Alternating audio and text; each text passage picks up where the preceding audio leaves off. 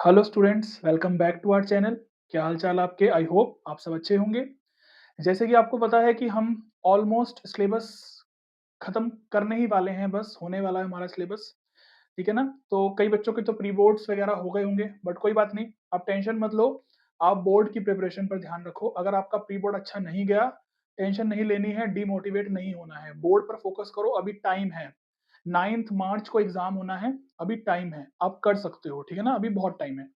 तो जैसे कि आपको पता है कि हम टाइम बेस्ड डाटा, जो टाइम सीरीज वाला टॉपिक है, वो हमारा 6 मार्क्स का आना है।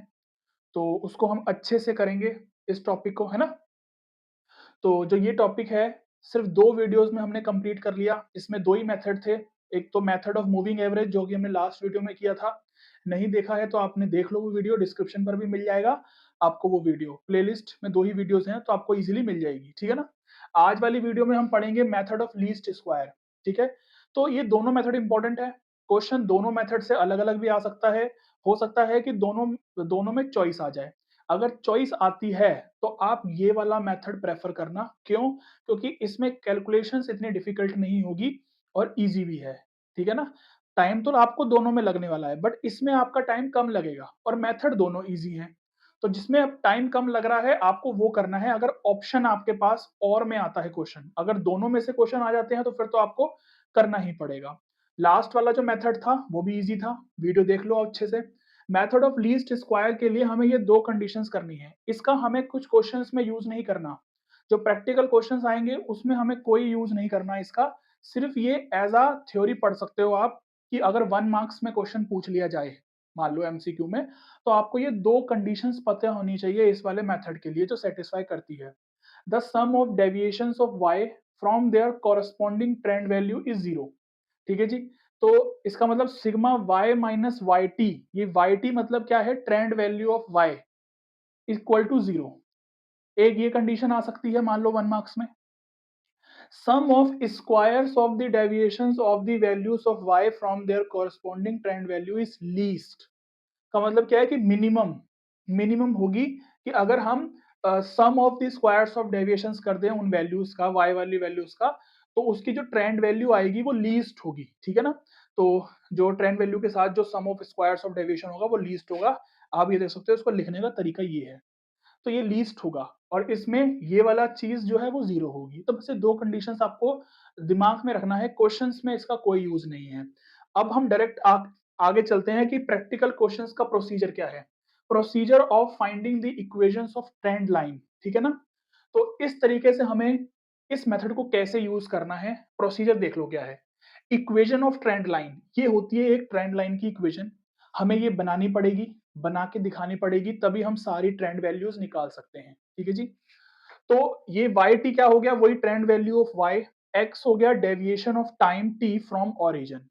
ए और बी कांस्टेंट है, ये ए और बी की ही वैल्यू हमें निकालनी है।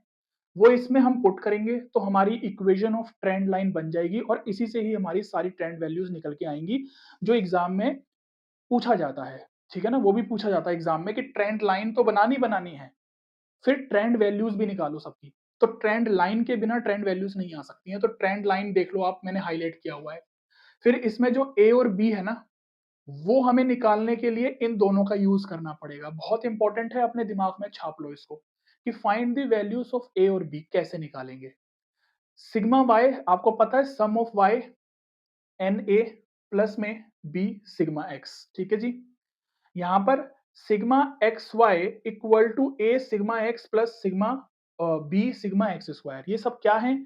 डायरेक्ट क्वेश्चन में समझेंगे, क्योंकि ऐसे तो मैं आपको क्या ही समझाऊंगा इसमें, है ना? कि sum of y, sum of x, sum of x y, ये क्या है क्वेश्चन में बताऊंगा क्या है ना? तो ये ट्रेंड लाइन, ये आपको याद करना है इसमें से। और आपको ये 2 इक्वेशंस याद करनी है। ये 2 इक्वेशंस है। ठीक है ना? इन्हीं को ही सॉल्व करके ए और बी की वैल्यू निकलेगी। अब देख लो, सीधे क्वेश्चन पर आएंगे। मैंने 3 क्वेश्चंस लिए हैं, इस मेथड से 3 क्वेश्चंस कर लो, सब कुछ कवर हो जाएगा आपका। ठीक है ना? एक तो जब n हमारा ऑड हो, एक जब n हमारा इवन हो, और एक इरेगुलर टाइम सीरीज वाला केस, जो कि आपका सैंपल पेपर या फिर लास्ट ईयर के पेपर में, हाँ सॉरी, सैंपल पेपर में नहीं, जो लास्ट ईयर आपका पेपर हुआ है बोर्ड एग्जाम का, उसमें क्वेश्चन आया था। वो भी क्वेश्चन मैंने लिया है। ठीक है ना, वो भी क्वेश्चन मैंने साथ में लिया है, टेंशन मत लो, ये रहा क्वेश्चन। ठीक है ना, तो बहुत मेहनत लगी है इस स्लाइड को बनाने के लिए भी, जिससे कि वीडियो लेंथी ना हो और आपको भी देखने में बोरियत ना लगे। अगर मैं कैलकुलेशन वीडियोस में ही करूंगा तो उसमें क्या होगा, वीडियो की लेंथ बढ़ेगी और आप भी आगे कर करके देखोगे, आपको प्रॉब्लम होगी। तभी मैंने इसका क्वेश्चन भी और सॉल्यूशन भी ऑलमोस्ट करके रखा हुआ है, कैलकुलेशंस, बट मैं आपको सिखाऊंगा। इसमें कैलकुलेशंस ज्यादा डिफिकल्ट नहीं होती हैं और आप इसको अच्छे से करके आओगे तो जितने नंबर का भी ये क्वेश्चन आएगा, 4 मार्क्स का या 5 मार्क्स का, आप पूरे नंबर ला सकते हो। और लास्ट ईयर के भी एग्जाम में पूछा गया है और कंपार्टमेंट के एग्जाम में भी पूछा गया है क्वेश्चन। ठीक है जी, तो आपको आपको अगर अच्छा स्कोर करना है तो अप्लाइड मैथ्स के जितने भी अभी तक पेपर हुए हैं पास्ट ईयर्स के, उनको करके जाना, मजा आएगा, आपको कॉन्फिडेंस आएगा। चलो, तो ये एक क्वेश्चन है, क्वेश्चन आपको सेम टू सेम ऐसे ही आएगा एग्जाम में कि fit a straight line trend by the method of least square and also find trend values. ठीक है जी, तो एक लाइन की इक्वेशन भी बनानी पड़ेगी हमें और उससे ट्रेंड वैल्यूज निकालनी पड़ेगी। तो देखो ये रखी ना ट्रेंड वैल्यूज, ये तो ये a प्लस बी एक्स, ये वैल्यू हमें पहले इक्वेशन बनानी पड़ेगी ट्रेंड लाइन की, तभी हम निकाल सकते हैं। उसके लिए हमें ये सारा काम करना पड़ेगा। ठीक है जी, क्वेश्चन देख लो आपके सामने है, ईयर दे रखा है, प्रोडक्शन है। ईयर मतलब टाइम हो गया, प्रोडक्शन मतलब वाई। ये जो हमें एग्जाम में ये जो दिया होता है ना, ये एग्जाम में क्वेश्चन आएगा ऐसा। ये तो आपको सॉल्यूशन है, ये जो पूरा बना हुआ है ये सॉल्यूशन आपको ऐसे बना के आना एग्जाम में। क्वेश्चन आपका ये है सिर्फ। तो ये जो प्रोडक्शन दिया हुआ है ये वाई है, ये मैंने क्वेश्चन उतार लिया। ठीक है ना, इतनी बात समझ में आ गई आपको। उसके बाद क्योंकि यहाँ पर देखो, काउंट करो, 1 2 3 4 5 6 7, 7 आ रहा है, ये n7 है, इसका मतलब ऑड है। ऑड, इसमें भी ऑड और इवन का केस होगा जैसे कि हमारे लास्ट वाले मेथड में भी था। तो जब ऑड का केस है तो इसका मिडिल वैल्यू क्या हो जाएगी, इसकी मिडिल वैल्यू आपकी ये वाली हो जाएगी ना, कौन सी वाली, 2003 वाली वैल्यू इसकी क्या हो जाएगी, आपकी मिडिल वैल्यू। क्लियर है इतनी बात। कैसे हो गई ये मिडिल वैल्यू, आप क्लियरली देख सकते हो कि 2000, 2001 और 2002, ये तीन ऊपर के छोड़े, तीन नीचे के छोड़े, तो ये वाला बच गया आपका 2003 वाला मिडिल वैल्यू। यहाँ पर x निकालने के लिए t में से माइनस करते हैं जो हमने मिड वाली वैल्यू ली है। ठीक है जी, t मतलब यही टाइम, 2000 में से 2003 माइनस किया, -3 आ गया। 2001 में से फिर 2003 माइनस किया, -2 आ गया। सिंपल है, धीरे धीरे समझेंगे। तीन ही क्वेश्चन लिए हैं इस पूरी वीडियो में, एक ऑड का, एक इवन का और एक इरेगुलर टाइम सीरीज, जिसमें हमें ईयर जो दे रखे हैं वो कंटिन्यूअस ईयर नहीं दे रखे, बीच बीच में गैप वाले ईयर हैं। तो क्योंकि वो लास्ट ईयर में आया हुआ है और वो क्वेश्चन कहीं पर भी नहीं था, एम एल अग्रवाल की बुक में भी नहीं था और हैंड बुक में भी नहीं है आपकी सीबीएसई की। तो ऐसा तो आपको हर साल कुछ नया देखने को मिलता ही रहेगा। ठीक है जी, चलो तो समझते हैं, ऑड का केस समझते हैं। सिंपल, आपको ये समझ में आ गया ना कि मिड वैल्यू लेने के बाद यहाँ से हमने टी में से एक एक करके माइनस करना है। तो ये कैलकुलेशन बड़ी सिंपल हो जाती है, -3 -2 -1 0 1 2 3, तो ये सब सॉल्व होके 0 ही आता है हमारा।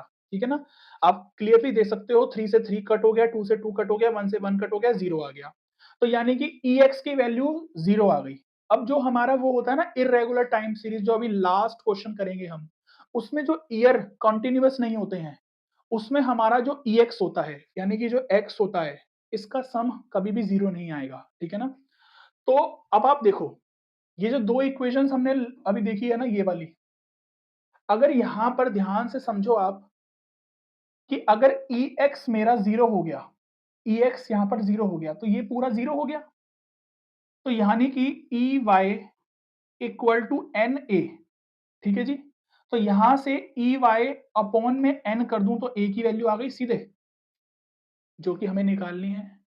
ऐसे ही दूसरी इक्वेशन में देखो, अगर EX मेरा 0 हो गया तो इसका मतलब EXY इक्वल टू ये पूरा 0 हो गया और यहां से BEX स्क्वायर, तो EXY अपॉन में EX स्क्वायर, ये आ जाएगी आपकी B की वैल्यू। ठीक है ना, तो जब EX 0 आ जाता है तो आप डायरेक्ट A का ये वाला फॉर्मूला लर्न करो। ठीक है ना, वैसे तो देखो निकल के इसी से आया है ये, तो आप चाहे ये दो इक्वेशंस याद कर लो जो कि आपको करनी ही पड़ेगी, क्योंकि जब EX जो होगा, सम ऑफ X जो होगा वो 0 नहीं होगा, उस केस में आपको डायरेक्ट ये दोनों इक्वेशंस को ही सॉल्व करके ए और बी की वैल्यू फाइंड करनी पड़ेगी।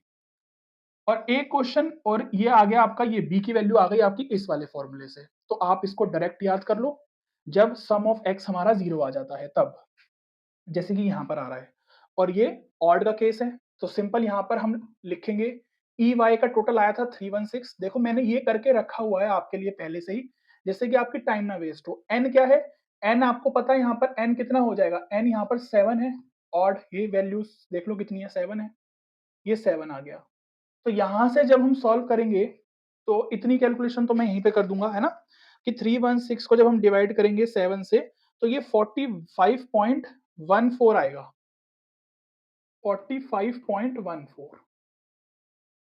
ऐसे ही ई एक्स वाई का टोटल 29 है और ई एक्स स्क्वायर का टोटल था 28। तो जब इसको सॉल्व करेंगे तो 29 डिवाइड बाय 28 करेंगे तो ये आएगा 1.035।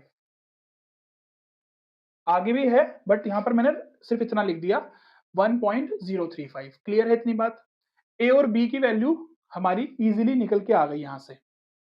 अब जब x निकल गया उसके बाद हम निकालेंगे एक्स स्क्वायर, सिंपल सी कहानी है, इसका स्क्वायर करना है सबका। वो करने के बाद टोटल करेंगे तो वो हो जाएगा सम ऑफ एक्स स्क्वायर। फिर हमें निकालना होता है x और y। सिंपल, ये y होता है जो हमें गिवन होता है क्वेश्चन में, ये x जो हम निकालते हैं x और y की मल्टीप्लाई करवाएंगे यहाँ पर, तो सम ऑफ एक्स वाई आ जाएगा। इसका टोटल करेंगे तो सम ऑफ एक्स वाई आ जाएगा। सिंपल है। ये अगर कैलकुलेशंस में वीडियो में करता तो वीडियो लेंथी हो जाती है, इस वजह से मैंने पहले से ही करके रखी है। सिंपल यहाँ पर देखो a प्लस बी एक्स, आप यहाँ पर इसको रफ में एक एक करके सॉल्व कर लेना, वो आपकी मर्जी है, वो आपकी ही मर्जी है। हम इसमें कुछ नहीं कह सकते हैं कि आपको कैसे करना है। तो a प्लस बी एक्स, ए की वैल्यू है 45.14 प्लस में b कितना था 1.035 और x कितना है, x देखो ये रहा x, ये x, तो सबका x बदलता रहेगा, इसका -3 आ रहा है। ठीक है ना। कैलकुलेशन देखो यहाँ पर आके थोड़ी सी कॉम्प्लिकेटेड हो जाएगी आपकी, बट कोई बात नहीं, इतना तो करना पड़ेगा। ठीक है जी। तो ये माइनस का साइन था तो माइनस हो जाएगा ये, और ये आ जाएगा 3.107। जब इन दोनों को माइनस करेंगे तो आपका ये आंसर बन जाएगा, और यहां पर आके आपकी थोड़ी सी कैलकुलेशन कॉम्प्लिकेटेड हो सकती है, तो जो आपको ये करनी पड़ेगी। ये है तो इजी बट टाइम लेगा। ये ऐसा नहीं है कि 3 नंबर में आया है, अगर ये 4 नंबर में आया, ये 5 नंबर में आ गया तो ये है कि आप 2 या 3 मिनट में कर दोगे, टाइम तो लेगा आपका, है ना। तो 42.033, ऐसे ही आपको ये सारी वैल्यूज निकालनी है। तो यहां पर हम लिख सकते हैं 42.033 लिख दो, या फिर खाली 0.03 दो डिजिट लिख दो, ठीक है ना। ऐसे करके आपको ये वैल्यूज निकालनी है। अब ये वाला पार्ट जो है आप रफ में सॉल्व करके दिखाओ या फेयर में सॉल्व करके दिखाओ, आपकी मर्जी है, आप कर सकते हो इसको जैसे मर्जी सॉल्व। ठीक है जी। ऐसे ही आपको सारी वैल्यूज निकालनी है। फिर a प्लस बी एक्स है ना अब की बार, तो a तो वही रहेगा, b की वैल्यू भी वही रहेगी, इस बार x बदल जाएगा, x आपका ये वाला हो जाएगा -2, ये वाला x हो जाएगा, है ना। तो ये आपको सॉल्व करना है, और ये जब सॉल्व करेंगे तो 43.07 आ जाएगा, 43.07। क्लियर है इतनी बात। ये आपको ऐसे सॉल्व करने हैं बस, याद रहेगा आपको ये। इन दोनों को जब मल्टीप्लाई करवाएंगे तो माइनस का साइन आ जाएगा ये, क्योंकि देख लो ये माइनस का है और ये। क्लियर है। इस तरीके से आपको ये सारी ट्रेंड वैल्यूज निकालनी है। अब तो नॉर्मल कैलकुलेशन ही है, जब a की वैल्यू आ गई और b की वैल्यू आ गई, बस उसमें पुट ही तो करनी है और सारी वैल्यूज निकालनी है वो। तो क्वेश्चन आया तो 5 नंबर में या 4 नंबर में आ जाता है कई बार ये क्वेश्चन इजीली, ठीक है ना। तो इस बार के सैंपल पेपर में भी क्वेश्चन डाला गया है तो आ जाता है ये। तो इसको जरा हम सॉल्व कर लेते हैं। 44.11, इस तरीके से आप इसको आगे तक पूरा कंप्लीट कर सकते हो। 45.14, और मैं बार बार कहता हूं कि कैलकुलेटर की हेल्प मत लो मत लो मत लो बिल्कुल भी, ठीक है ना, नहीं तो आपको ही प्रॉब्लम आएगी एग्जाम टाइम में, आप इतने समझदार हो। 47.21, तो ये आपकी सारी ट्रेंड वैल्यूज निकल के आ गई। 48.25,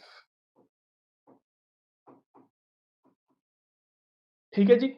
तो मेन इसमें जो समझाने वाली चीजें थी ना, वो मैंने आपको समझा दी है, बस जो इसमें समझने वाली चीजें थी वो तो खत्म हो गई, बाकी तो फिर कैलकुलेशन ही आ जाती है इसमें बस। ठीक है ना, मैंने आपको ये दो फॉर्मूले भी समझा दिए हैं कि ये दो फॉर्मूले जो हैं वो कैसे बने हैं। ये फॉर्मूले उन्हीं दो इक्वेशन से बने हैं।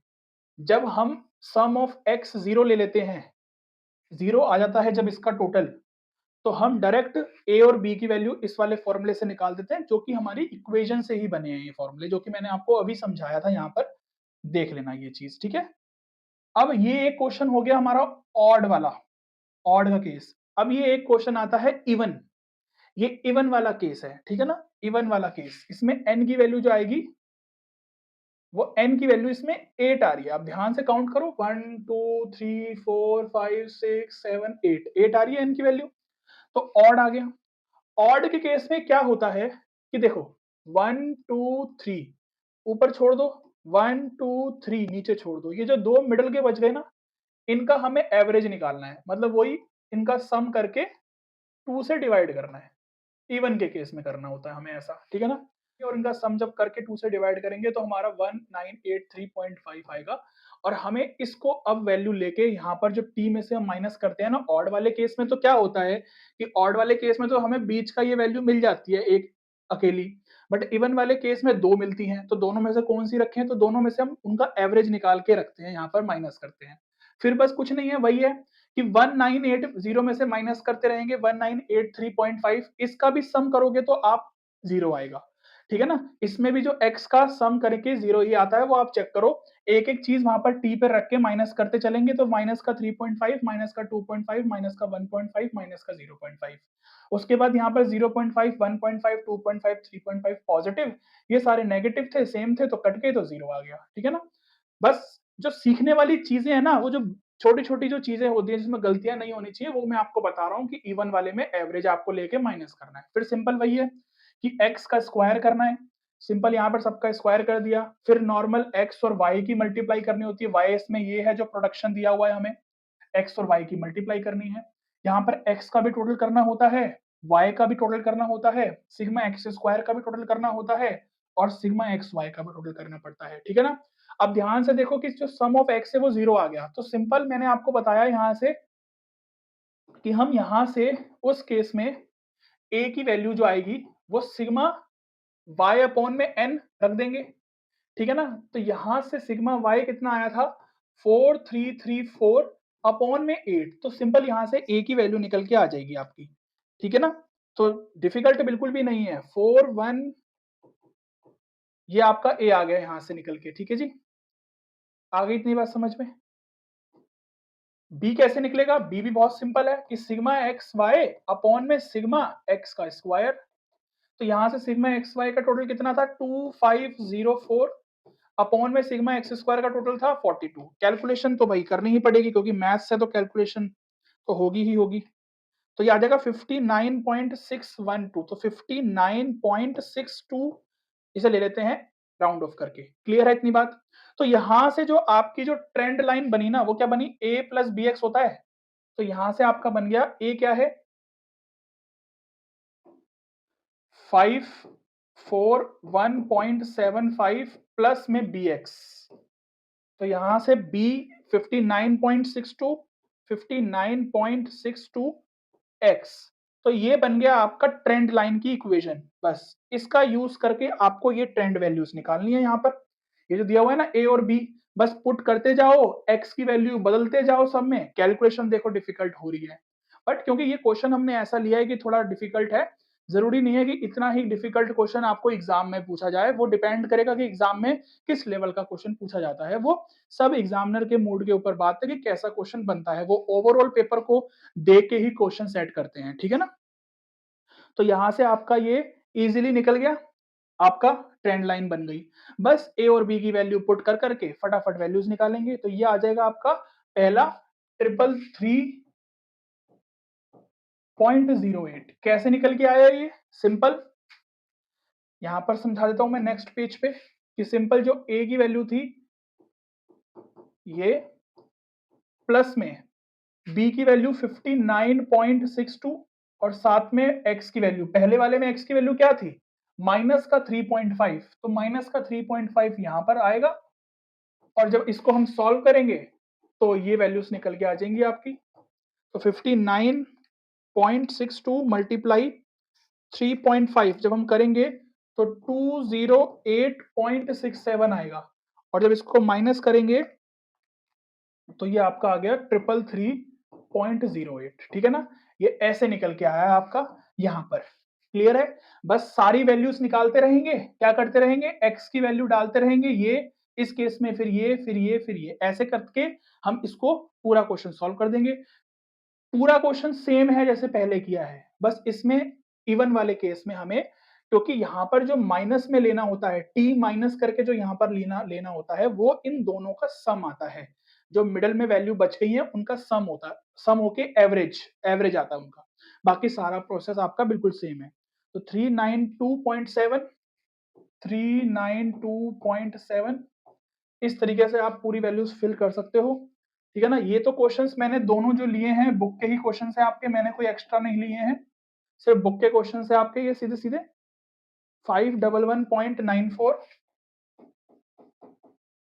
तो इस तरीके से आप ये क्वेश्चन सॉल्व कर सकते हो। ठीक है ना, अब तो आप समझ गए होंगे कैसे करना है, बस इसको आगे आप कंप्लीट कर लेना, सारी ऐसे ही वैल्यूज पुट कर करके। ये आपकी जो बन गई हैं, ये आपकी बनी थी ट्रेंड लाइन, और वो हमारी ट्रेंड वैल्यूज निकल रही हैं। एग्जाम में यही पूछा जाता है, बट हमें सॉल्व पूरा एग्जाम में ऐसे करके दिखाना होता है। ये वैल्यूज को आप रफ में करके यहाँ पर फेयर में डायरेक्ट लिख दो, ठीक है ना, या फिर दो तीन वैल्यूज निकाल के दिखा देना, सारी निकाल के दिखाने की जरूरत नहीं है, वो चीज आप छोड़ भी सकते हो, आपकी मर्जी है, आपको अगर सारी दिखानी है फेयर में तो आप दिखा भी सकते हो। चलो अब इस वाले क्वेश्चन पर आ जाते हैं हम। इस वाले क्वेश्चन में आपको बताया लास्ट ईयर का क्वेश्चन है, मैंने बताया आपको ये। तो इसमें देखो क्या है, ईयर कॉन्टिन्यूअस नहीं है, 2010 के बाद 12, 13, 14, 15, फिर 16, फिर 19 आ गया सीधे। अभी हमने लास्ट के जो दो क्वेश्चन करे थे वो कॉन्टिन्यूअस थे। तो इस क्वेश्चन और इस क्वेश्चन में क्या डिफरेंस है, अब हम समझते हैं। ठीक है ना, इसमें तो सबसे बड़ा डिफरेंस ये आएगा आपका कि इसमें जो सम ऑफ एक्स होता है वो जीरो आता है, तो हम डायरेक्ट ए और बी की वैल्यू निकाल सकते हैं। इस वाले क्वेश्चन में क्या होगा कि आपका जो सम ऑफ एक्स है वो जीरो नहीं आएगा, तो जब सम ऑफ एक्स जीरो नहीं आता तो जो नॉर्मल इक्वेशन है हम डायरेक्ट उनका यूज करते हैं। ठीक है ना, तो यहाँ पर n कितना आ रहा है आपका 7 आ रहा है, n 7 यानी कि ऑड आ रहा है, तो ऑड आ रहा है तो 1 2 3 ऊपर का छोड़ा, 1 2 3 नीचे का छोड़ा, उसके बाद जो मिडल वैल्यू बची 2014 वाली, ये बची मिडल वैल्यू, ये यहाँ पर माइनस कर देंगे x निकालने के लिए। तो x क्या है, t माइनस 2014, माइनस करते रहेंगे t आ जाएगा, x आ जाएगा, सम आ जाएगा x का 1, यहाँ पर हम y का सम कर देंगे। ठीक है जी, अब x का स्क्वायर करेंगे फिर उसका सम कर देंगे, ऐसे ही x और y की मल्टीप्लाई, ये x और y की मल्टीप्लाई करेंगे तो उसका सम कर देंगे, 108 आ जाएगा। अब ट्रेंड वैल्यूज निकालने के लिए हमें ट्रेंड लाइन बनानी पड़ेगी, इक्वेशन ऑफ ट्रेंड लाइन, उसके लिए हमें a और b की वैल्यू फाइंड करनी पड़ेगी। वो a और b की वैल्यू कैसे फाइंड करेंगे, यहाँ पर देखो, ये दो नॉर्मल इक्वेशंस थी, जब हमारे पास सम ऑफ एक्स जीरो होता था तो डायरेक्ट ये वाली टर्म जीरो हो गई और ये भी टर्म जीरो हो गई, तो हम डायरेक्ट ए और बी की वैल्यू निकाल सकते थे, बट इसमें तो ऐसा नहीं है। तो इसमें हमें डायरेक्ट दो इक्वेशंस बना के सब्स्टिट्यूशन मेथड या एलिमिनेशन मेथड से सॉल्व करना पड़ेगा, जो आप बचपन से पढ़ते आए हो, 9 10th में, बचपन ही हुआ ना यार वो तो सिंपल वैल्यूज देखो पुट करते हैं हम यहाँ से अपनी। ये है आपका 490 इक्वल टू में एन ए, एन क्या है 7 है, ए हमें निकालना ही है, मतलब ए तो हमें पता ही नहीं है ना, और सिग्मा एक्स 1 था तो 1 मल्टीप्लाई बी, तो ये बन गई आपकी एक इक्वेशन। सिग्मा एक्स वाई कितना आ रहा था 108 इक्वल टू में ए प्लस में सिग्मा एक्स स्क्वायर कितना था 51, तो 51 बी, ये बन गई दूसरी इक्वेशन। क्लियर है इतनी बात, दोनों को सॉल्व करने के लिए 7 से मल्टीप्लाई इसमें कर देते हैं हम, तो जब 7 से मल्टीप्लाई इसमें करेंगे तो ये तो 756 हो जाएगा इक्वल टू में 7a प्लस 7 वन जा 7, 7 5 जा 35 बी, ये इक्वेशन इसके नीचे आ गई, एलिमिनेशन मेथड लगा रहे हैं हम।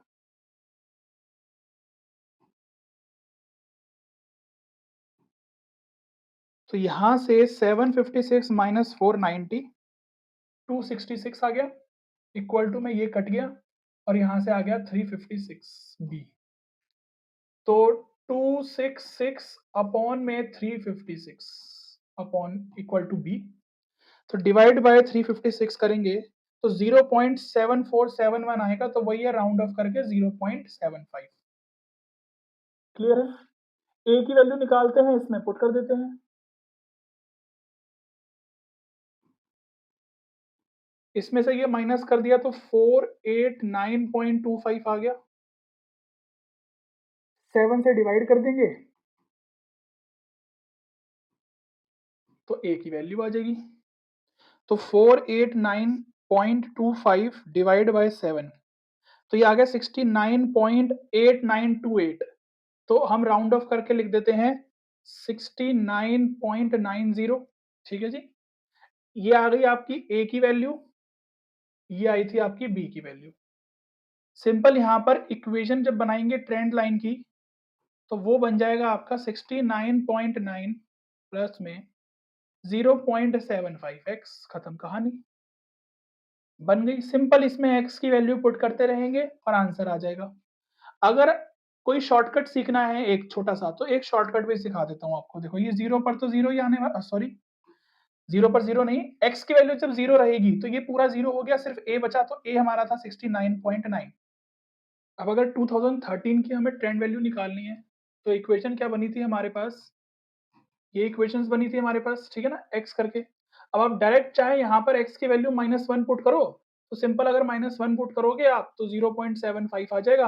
और इसका आंसर आपका आ जाएगा 69.9 माइनस में 0.75, तो 69.15, तो 69.15, ठीक है ना। ये आपका आंसर आ गया। अब इसमें से आप दोबारा इसी नंबर में से, शॉर्टकट बता रहा हूं, इसी नंबर में से 0.75 दोबारा माइनस कर दो, ठीक है ना, तो भी आपका आंसर आ जाएगा। आप ऐसा शॉर्टकट बाकी और क्वेश्चंस में भी लगा सकते हो, ठीक है ना, और क्वेश्चंस में भी आप लगा सकते हो। अब इसमें देखो, अब क्या करोगे आप, क्योंकि ये तो कॉन्टिन्यूअस ईयर थे, तो हमने डायरेक्ट यहाँ पर 0.75 माइनस करते चले एक एक बार। नहीं तो आपको अगर ऐसे नहीं करना, तो सिंपल एक्स की वैल्यूज बदलते रहो और फिर निकालते रहो, वो भी सही है। सिंपल अब अगर मुझे 2010 का निकालना है, तो एक्स की वैल्यू -4 है ना, तो 69.9 प्लस में 0.75 और एक्स की वैल्यू -4 करके मैं निकाल सकता हूँ यहाँ पर, ठीक है ना। अगर आपको शॉर्टकट करना है आप कर सकते हो। तो देखो, इन दोनों के बीच में 2 साल का गैप है, 2 साल का गैप है इन दोनों के बीच में। क्लियर है, इतनी बात समझ में आती है। तो इन दोनों के बीच में 2 साल का गैप है ना, तो जो 0.75 है उनको 2 बार माइनस कर देंगे, मतलब 0.75 की 2 बार मल्टीप्लाई करके इसमें से माइनस कर देंगे। तो 68.4 में से हम माइनस कर देंगे 1.5, तो 66.9 हो जाएगा। आप ऐसे करना चाहते हो ऐसे कर लो, नहीं तो आप यहाँ पर देखो डायरेक्ट पुट करोगे तब भी हो जाएगा आपका, ठीक है ना। वो आपके ऊपर है कि आप कैलकुलेशन कैसे करना चाहते हो। तो 66.9 यहाँ से भी आ गया, वहां से भी आ गया। अब देखो, यहाँ पर x की वैल्यू 1 है, इसका मतलब 0.75 अभी पॉजिटिव 1 है ना, तो पॉजिटिव 1 रखेंगे यहाँ पर। तो 69.9 प्लस 0.75 मल्टीप्लाई में 1, तो ये पॉजिटिव है, ये ऐड होगा इस बार। तो 69.9 में आप प्लस कर दो 0.75, तो ये आ जाएगा 70.65। उसके बाद क्या करो, अगले साल देखो कॉन्टिन्यूअस चल रहे हैं अभी ईयर, 2014 के बाद 15 आया, फिर 16 आया, 16 में भी एक साल बढ़ा, तो आप 0.5 इसी में ऐड कर दो, 69.9 में नहीं करना, अब जो नेक्स्ट वैल्यू निकल के आई है उसमें ऐड करना है, ठीक है ना। ये शॉर्टकट बता दिया मैंने आपको, बाकी मर्जी आपकी है, आपको कैसे करना है वो आपकी चॉइस है। अब देखो यहाँ पर 2016 के बाद 2019 में जब आए, तो 3 साल का गैप है, 3 साल का गैप है, इसका मतलब ये जो वैल्यू निकल के आई थी, इसमें जो 0.75 है वो 3 बार ऐड करना पड़ेगा, ठीक है ना। तो 0.75 मल्टीप्लाई जब 3 बार करोगे आप, तो ये जो नंबर बनेगा आपका,